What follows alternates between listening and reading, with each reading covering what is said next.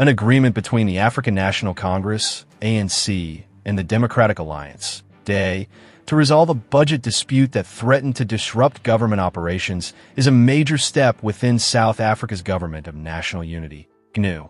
Kindly support us by hitting on the subscribe button. Thanks.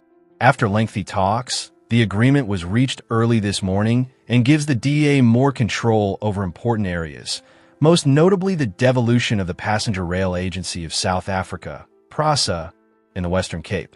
In line with the DA's long-standing support for the transfer of certain responsibilities to provincial authorities, this agreement represents a significant change in the way passenger train services are managed in the Western Cape. In order to improve efficiency and accountability, the DA has continuously underlined the need of localized control over services like passenger rail and police. Additionally, the DA will co-chair Operation Vulindlela, a presidential effort designed to expedite structural changes in a number of economic areas. In order to promote economic development and enhance service delivery, Operation Vulindlela has played a key role in putting important reforms into place, such as the unbundling of Eskom and the concessioning of ports. The talks, which went into the early hours of the morning, highlight how difficult coalition government can be. The ANC and DA have shown a dedication to working together to handle the country's urgent issues, despite their divergent views. Premier Alan Winde of the Western Cape has previously voiced hope for the future of these collaborations, emphasizing the significance of lowering obstacles to investment and releasing economic potential via collaborative initiatives like Operation Vulindlela. The governance and operational effectiveness of vital services in the Western Cape are expected to be significantly impacted by this agreement, which may also serve as a model for such agreements in other provinces.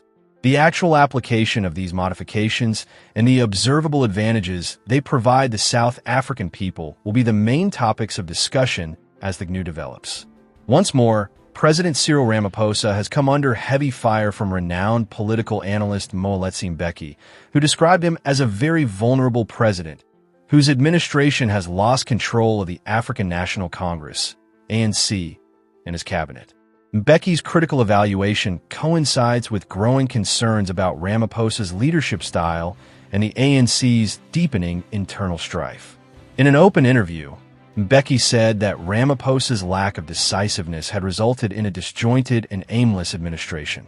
South Africa is being led by a prone president who cannot control his government or his birthday party. Because of this, we are seeing a central authority that lacks strategic leadership, unity, and team spirit, Mbeki said. The persistent unrest amid the governing birthday celebration is somewhat alleviated by Mbeki's criticism.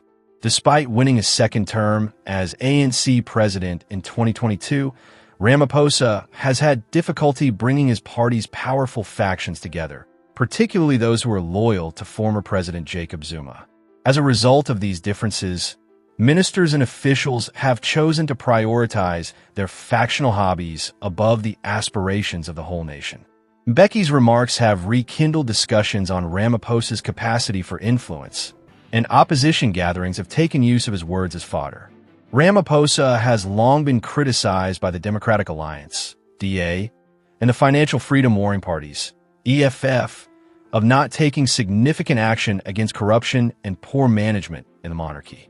The EFF has condemned Ramaphosa for putting birthday party team spirit ahead of enforcing the crucial financial reforms, while the DA has chastised him for not taking bold action to combat corruption inside the government. Ramaphosa's supporters contend that his consensus-driven approach is essential for maintaining stability inside the severely divided ANC, despite the torrent of criticism. Even though it isn't immediately apparent, they argue that his attempts to fight corruption and revive state institutions were effective. However, Ramaphosa is under a lot of pressure because of Mbeki's harsh criticism, especially with the 2024 elections approaching. As the United States of America looks for decisive management in the face of growing troubling conditions, his ability to regain power and bring the nation together may be put to the test. The next months might be crucial for Ramaphosa to disprove his detractors and demonstrate his ability to lead America toward equilibrium and growth. The African National Congress, ANC, will not yell "kill the Boer," according to Party Secretary General Michael Mbalula, who claims the catchphrase is outdated and ineffective in the present political environment of 2025. Due of this choice, the African